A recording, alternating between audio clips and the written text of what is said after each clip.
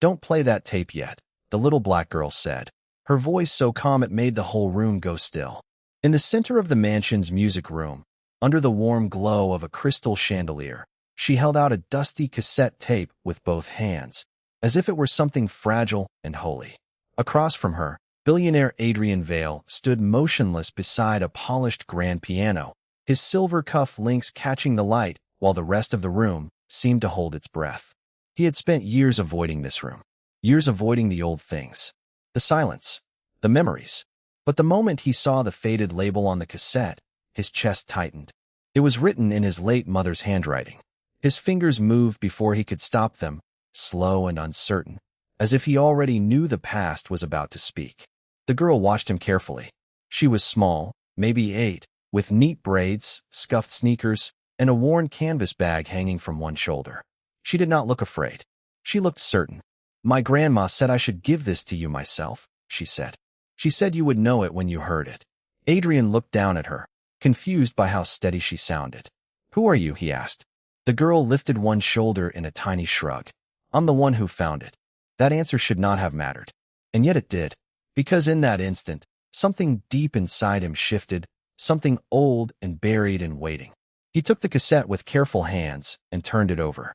On the back, beneath a layer of dust, there was a line written in blue ink. "For my son, when the truth is finally safe to hear." Adrian's throat tightened. For a moment, the room disappeared. The piano, the velvet curtains, the long table covered in unopened invitations and forgotten letters. All of it faded into the quiet hum of the past. His mother had been gone for 11 years, and still there were days he expected to hear her voice in the hallway, soft and steady, calling him in from the rain. He had not expected to hear it again like this. From a tape. From a child. From a stranger who somehow carried the weight of a message only his heart could recognize. The little girl tilted her head toward the old tape player sitting near the window. "You should listen," she said, "before someone else gets here." Adrian glanced at the player, then back at her, and for the first time in a long time, he felt something sharper than grief. It was the beginning of a truth he had never been allowed to reach. Adrian stepped closer to the tape player, but he did not touch it. The little black girl stayed where she was, steady and serious, as if she had placed a fragile truth between them and knew it could not be rushed. The room felt smaller now, the chandelier light softer, the air filled with the faint smell of old wood and dust. Adrian looked at her face, trying to place the quiet confidence in her eyes, but she only pointed once more toward the player.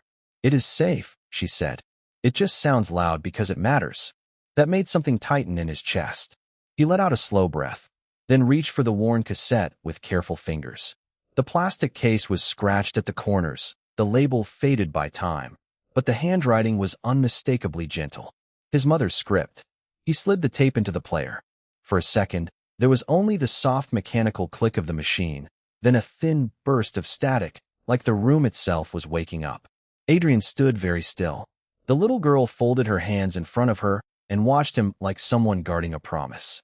Then, through the crackle, a woman's voice emerged, faint at first, warm and clear enough to stop his breathing. "Adrian, my darling boy." The sound wrapped around the room. His shoulders dropped, and his hand went to the edge of the piano as if the floor had shifted beneath him.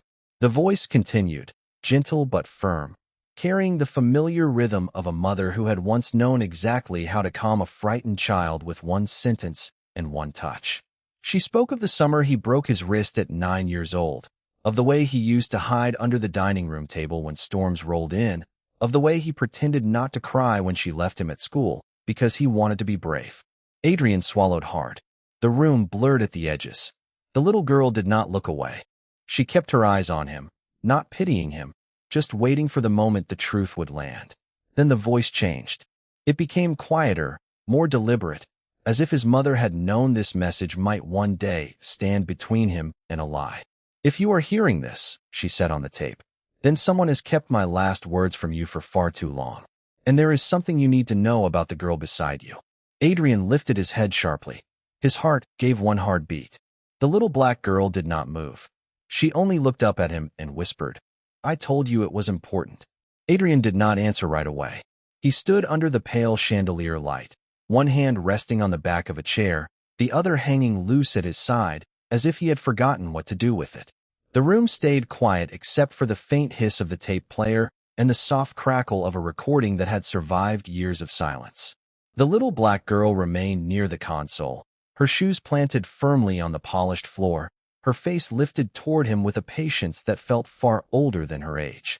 Adrian looked at her again, really looked at her this time, and something in his expression shifted from suspicion to recognition. It was not a memory yet, not fully. It was more like the edge of one, the kind that arrives with a smell, a sound, a feeling you cannot place until it is already gone.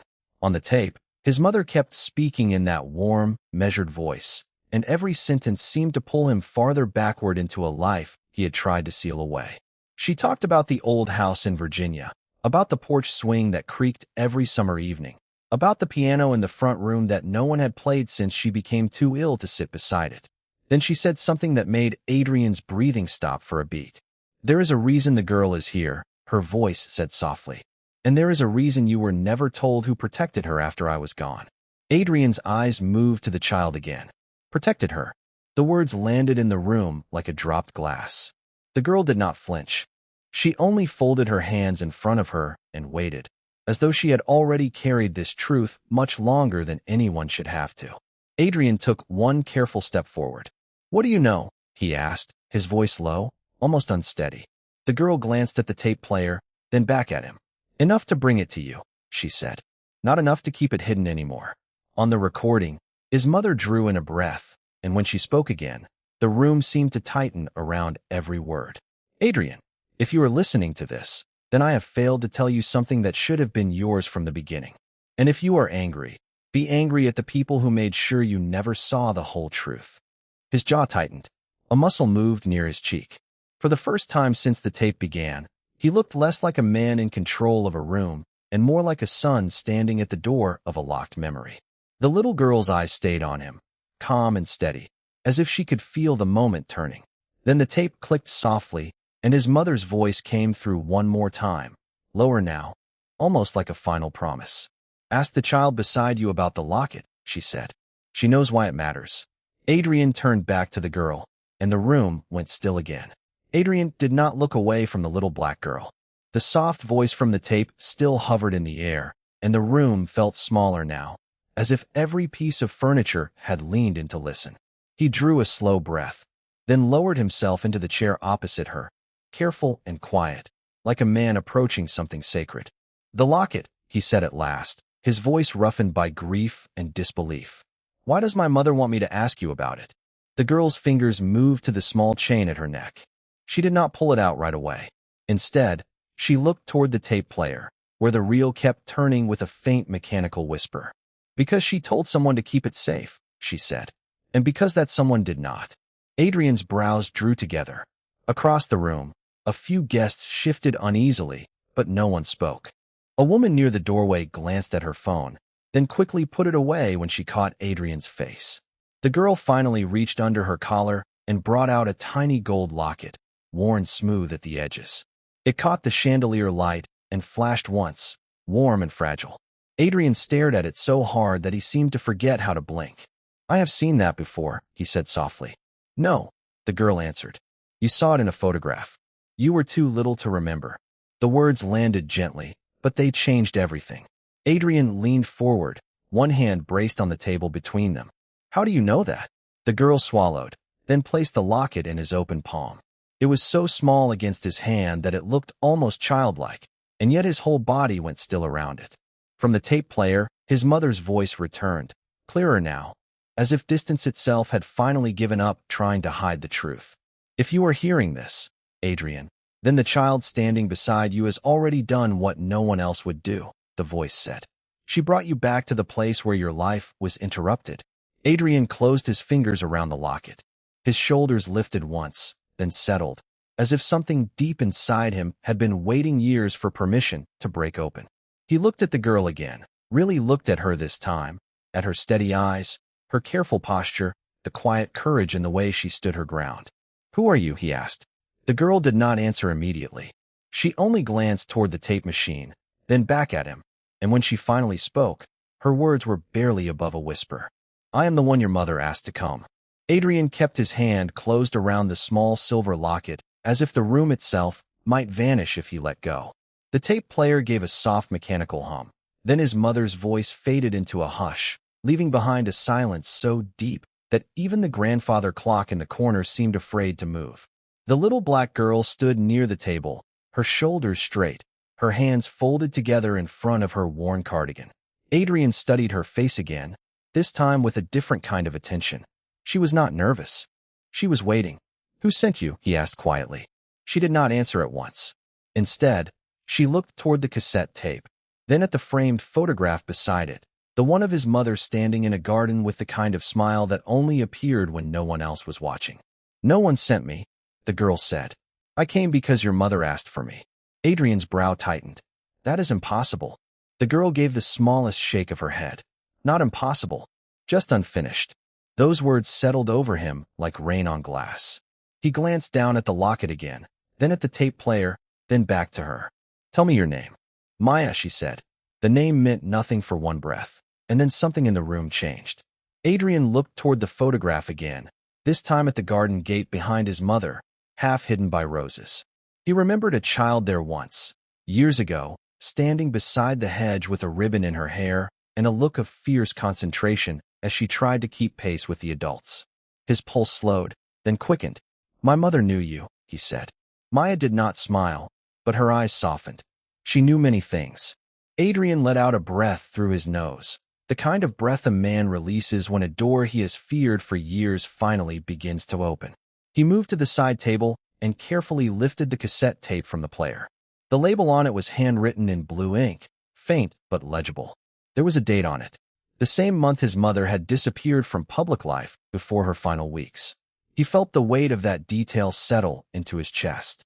"Why would she leave this with you?" he asked. Maya glanced toward the window, where the evening light was thinning into silver. "Because she said you would not believe the truth unless you heard it in her own voice." Adrian went still. The tape machine clicked once. The old recording reached its end, and then another sound came from the speaker, faint at first, like a breath caught in fabric. A second recording. His eyes widened. He had not known there was more. Maya took one careful step forward. "She put something else on there," she said. "Something she wanted you to hear only after you asked about the locket." Adrian looked at her, then at the cassette in his hand, and for the first time since entering the room, the grief on his face shifted into something sharper, something alive. Hope, fragile and frightening, touched the edge of his expression. He slid the tape back into the player with hands that no longer felt entirely steady. The little girl remained still beside him as the wheels inside the machine began to turn again. And when his mother's voice returned, lower and more certain than before, Adrian understood that whatever truth had been hidden from him was finally ready to step into the light. The second recording filled the room with a softer kind of silence, the kind that made everyone listen harder. Adrian did not move. Neither did Maya. Even the chandelier above them seemed to hold its breath as his mother's voice drifted through the speaker, clear and gentle, with a careful warmth that made Adrian's throat tighten. "If you are hearing this," the voice said, "then you have already found the first truth." But the first truth was never the whole truth. Adrian's fingers curled around the edge of the chair beside him. He looked down at the cassette tape, then back at Maya, who stood with her chin lifted and her expression calm, as if she had been waiting for this exact moment all along. "Before I left this world," his mother continued, "I made one promise to someone I loved. I also made one mistake. I asked for forgiveness too late, and I trusted the wrong people too easily." The words settled into the room like falling dust. Adrian's face changed in small, careful ways, his eyes narrowing, his jaw going still.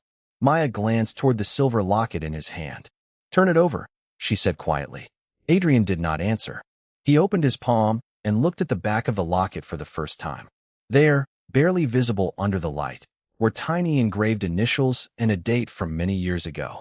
His mother's voice continued, lower now, almost trembling. "If the child beside you is standing here, then the key has finally come home. The lock is not in the locket. It is in the name she carries." Adrian lifted his head slowly. "What name?" he asked, his voice rough and low. Maya did not look away. She took a small step closer and slipped one hand into the pocket of her cardigan. When she pulled it out, She was holding a folded piece of paper that looked old enough to have traveled through many hands. She placed it carefully on the table between them. Adrian stared at it, then reached for it with the same caution he had used with the tape. The paper was a birth record, fragile at the edges, with one line crossed out and another written beside it in neat black ink. His breathing changed. He read the name once, then again, as if the letters might rearrange themselves into something easier to understand. "That cannot be right," he said. But even as he said it, his voice lost strength. Maya kept her eyes on him. "Your mother knew," she said. "That is why she saved the tape." The cassette clicked softly as the recording ended. For a long moment, no one spoke. Then Adrian set the locket down beside the birth record and looked at Maya with a face stripped of certainty. The room, once full of polished gold and quiet wealth, now felt smaller, almost tender, like a place where old grief had finally found a door. And for the first time that evening, Adrian asked the one question that changed everything. "Did she send you here to tell me the truth, or to bring me to someone I should have found years ago?" Maya looked at the locket, then back at him, and her answer came in a whisper that landed like sunlight after a storm. "Both." Adrian looked down at the birth record for a long moment, the paper trembling slightly in his hand. The room stayed still around him, quiet except for the faint static from the cassette player and the soft ticking of a clock on the far wall. Maya stood near the table with her hands folded in front of her, waiting without speaking, her face calm in a way that made the silence feel even heavier. Adrian finally lifted his eyes. Something in him had shifted. Not broken, just opened. He reached for the cassette case again, turning it over carefully, as if there might be another clue hidden under the faded label. On the back, in his mother's handwriting, were 3 words he had not noticed before. He read them once, then again. "Play until the end." His thumb pressed the button. The machine clicked, the tape hummed, and his mother's voice returned, warmer now, almost tender, as though she had been waiting for this exact moment all along. "Adrian," she said, and hearing his name in her voice made him close his eyes for a second. "If you are listening all the way to the end, then you are ready to hear what I could not say while I was alive." Maya lowered her gaze, giving him the privacy of the moment, though she did not move away. His mother continued, and every word seemed to settle into the room like dust in a sunbeam. "Love is not always simple. Families are not always what they appear to be. And sometimes the people who carry the truth are not the people who were expected to carry it." Adrian opened his eyes again. He slowly sat down in the nearest chair, one hand still holding the birth record, the other resting flat on the table. His face had gone pale, but his voice stayed quiet. "What else did you keep from me?" The tape answered before anyone else could. His mother's voice softened. "I kept the reason." A pause followed, long enough that even the air seemed to wait. Then she spoke again. "Maya was not sent here by chance. She came because she was the only one brave enough to bring you what your uncle refused to deliver." Adrian turned sharply toward the girl. Maya did not flinch. She only reached into the pocket of her small coat and drew out a folded envelope, edges worn soft from being handled too many times. She set it on the table beside the record. "She gave me that," Maya said. "She told me to wait until your mother's voice finished." Adrian stared at the envelope, then at Maya, then back at the cassette player. The world around him seemed to narrow to the shape of that one unopened piece of paper. He picked it up, broke the seal, and unfolded the letter inside with careful hands. The first line made his chest tighten. His mother had written, in neat blue ink, "If this reaches you, then someone has already tried to keep you from the truth." Adrian read the line again, then another, and another. The letter did not accuse. It did not beg. It simply explained, with quiet dignity, how a family secret had been buried beneath signatures, distance, and years of polite silence. It named no enemy in anger, only in clarity. It named no loss without also naming a way back. When he finished, Adrian lowered the page and looked up toward the dark windows, where the city lights shimmered beyond the glass.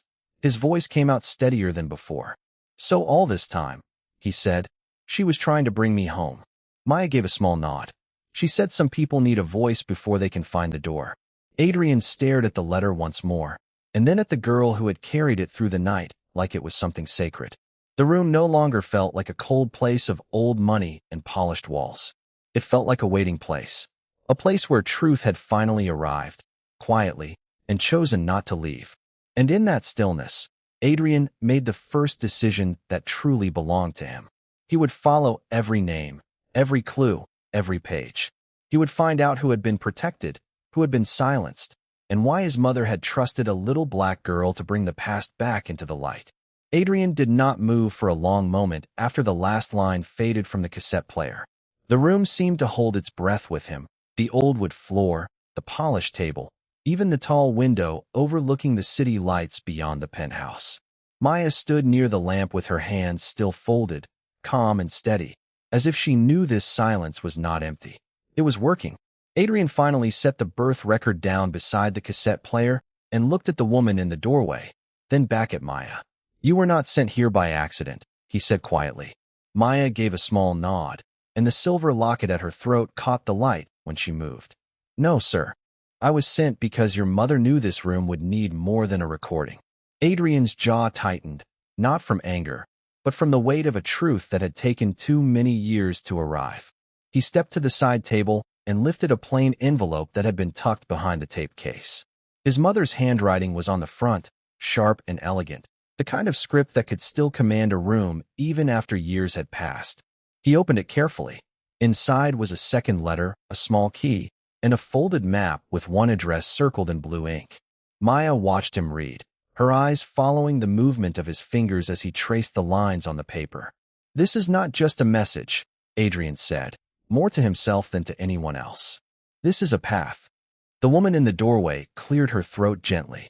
"Your mother asked that you go there before you speak to anyone else," she said. "She said the house would still be waiting, and so would the answers." Adrian looked up. "What house?" Maya answered before the woman could. "The one outside Boston. The one your family stopped mentioning." The room grew still again. Adrian stared at her, and for the first time since the tape had begun, surprise replaced control. He looked down at the map, then back at Maya, as if trying to understand how a child could carry so much truth without fear. "Why you?" he asked. Maya did not smile. She only touched the locket once, then let her hand fall. "Because your mother said I would know when to stop at the right door." Adrian exhaled slowly. The sound carried all the exhaustion of a man who had spent his whole life standing beside locked things, never knowing which one held his own name. He picked up the envelope, the key, and the cassette, one by one, as if they were pieces of a life being handed back to him in the only order that mattered. Then he looked toward the window, where the city stretched out under a pale evening sky, and his voice came steady, almost resolved. "Then we go tonight."